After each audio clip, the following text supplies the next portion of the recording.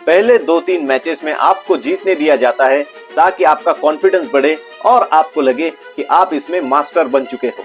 सब आपको एक सपना दिखाते हैं कि अपने क्रिकेट नॉलेज से करोड़पति बनो। ये एक साइकोलॉजिकल ट्रैप है जहां आपको लगता है कि अगला गेम आप ही जीतोगे। ये फैंटेसी गेमिंग एप्स एक सोफिस्टिकेटेड वर्जन है गैम्बलिंग का।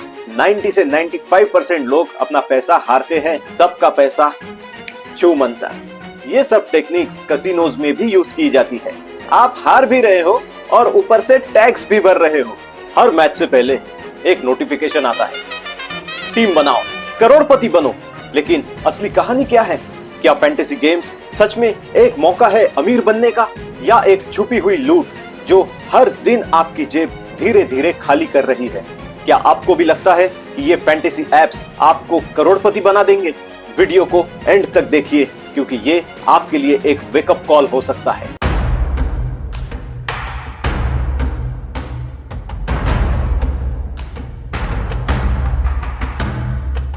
वीडियो में आगे बढ़ने से पहले अगर आपको मेरा कंटेंट पसंद आ रहा है तो कृपया करके मेरे चैनल को सब्सक्राइब कीजिए और हाँ, बेल आइकॉन याद से दबाइए।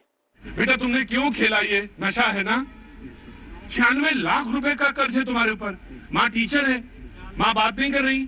क्यों? घर का कोई और लोग? नहीं, रो मत, बिल्कुल रोगे नहीं, बिल्कुल नहीं रोगे। कोई नहीं, हा? कोई नहीं, कोई बात नहीं करता।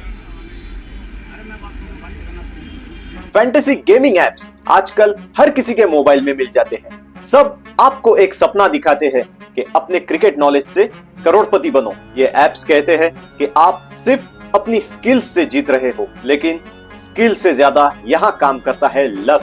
और जब लक बीच में आता है तो ये गेम ऑफ स्किल बन जाता है एक डिस्गाइज्ड गेम ऑफ चांस, जिसका मतलब है गैम्बलिंग। जी हाँ, ये फैंटेसी गेमिंग एप्स एक सोफिस्टिकेटेड वर्जन है गैम्बलिंग का। और कमाल की बात यह है कि स्किल बेस्ड का लेबल चिपकाकर ये एप्स अभी भी ऑपरेट कर रहे हैं। शुरुआत होती है फ्री बोनसेस से। पहले 100 रुपया फ्री, फिर 500 लगाओ और 1000 रुपये का बोनस पाओ। ऐसे में आप सोचने लगते हो कि पैसा बनाना काफी इजी है। लोग 100, 500, 1000 पैसे लगाते रहते हैं, थोड़ा जीतते हैं तो और पैसा लगाते हैं। ये एक साइकोलॉजिकल ट्रैप है जहां आपको लगता है कि अगला गेम आप ही जीतोगे। और इन फैंटेसी एप्स का मॉडल काफी स्मार्ट है।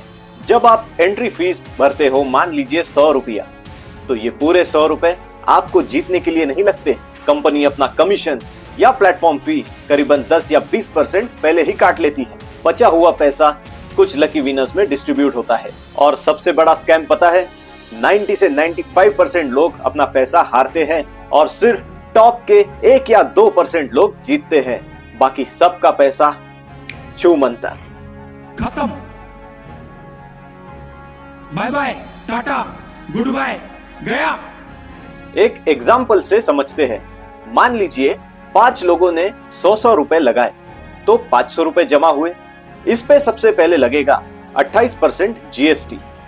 अब जीएसटी कटने के बाद बचते हैं 360 रुपीज, जिसमें फैंटेसी ऐप का कमीशन रहेगा जो ऑलमोस्ट 10 से 20% रहता है। 20% के हिसाब से 72 रुपीज प्लेटफॉर्म फी कट होगी।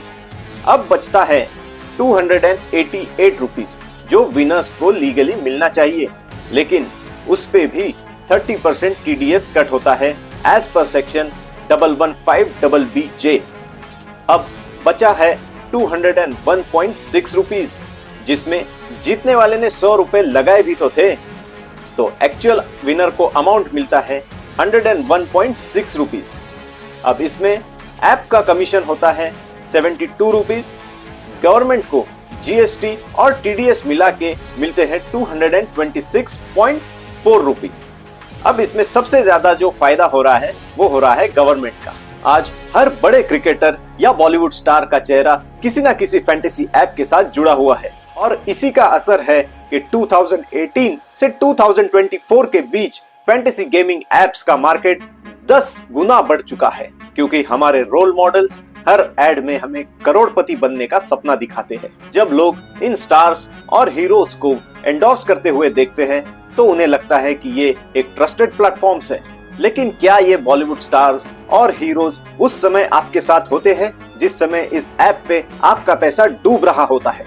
फैंटेसी गेमिंग एप्स का कहना है कि ये गेम ऑफ स्किल है, इसीलिए ये गैम्बलिंग लॉ के अंदर नहीं आते। लेकिन हर स्टेट का अपना अपना रूल है। तमिलनाडु, तेलंगाना, आसाम, आंध्र प्रदेश, इन स्टेट्स ने फैंटेसी गेमिंग एप्स को बैन कर दिया है। क्या ये कोई कोइंसिडेंस है कि जहां अवेयरनेस सबसे ज्यादा है वहीं पे इन एप्स को बैन किया गया है? इन फैंटेसी एप्स ने साइकोलॉजिकल गेम को मास्टर कर लिया है। ये एप्स आपको फेक कॉन्फिडेंस देते हैं। पहले 2-3 मैचेस में आपको जीतने दिया जाता है ताकि आपका कॉन्फिडेंस बढ़े और आपको लगे कि आप इसमें मास्टर बन चुके हो। लास्ट फ्यू स्पॉट्स लेफ्ट का प्रेशर क्रिएट करना, जीतो करोड़ों, सपना दिखाना, फ्री कॉन्टेस्ट इनिशियली आपको आदत लगाने के लिए। ये सब टेक्निक्स कसिनोज में भी यूज की जाती है। बिहेवियरल एडिक्शन कहते हैं इसे। मतलब आपको लगता है कि आप अपने स्किल से जीत रहे हो, लेकिन आप एक ट्रैप में फंस चुके हो। ये गेम्स एडिक्टिव है। जैसे जैसे आप पैसा हारते हो वैसे वैसे लॉस रिकवरी करने के चक्कर में और पैसा उसमें डालते रहते हो। बहुत से लोग अपनी सेविंग्स, फैमिली फंड्स और इवन लोन लेकर भी इन फैंटेसी एप्स में पैसा लगा चुके हैं। इन गेम पर 28% जीएसटी भी लगता है, लेकिन क्या कमाल की बात है कि ये 28% भी आपसे ही वसूल किया जाएगा, कंपनी से नहीं। यानी आप हार भी रहे हो और ऊपर से टैक्स भी भर रहे हो। सरकारी रेवेन्यू तो बढ़ रहा है, लेकिन आपकी जेब ढीली हो रही है। फैंटेसी गेम्स एक वर्चुअल कसिनोज बन चुके हैं, जहां ढेर सारा पैसा एक तरफ से दूसरी तरफ शिफ्ट हो रहा है, mostly from common man to few rich platforms. Fantasy sports industry का साइज इंडिया में 54,000 करोड़ रुपीस से ज्यादा होने वाला है 2025 के एंड तक। जरा सोचिए, ये पैसा किसके जेब से जा रहा है? कॉमन मिडिल क्लास लोगों की।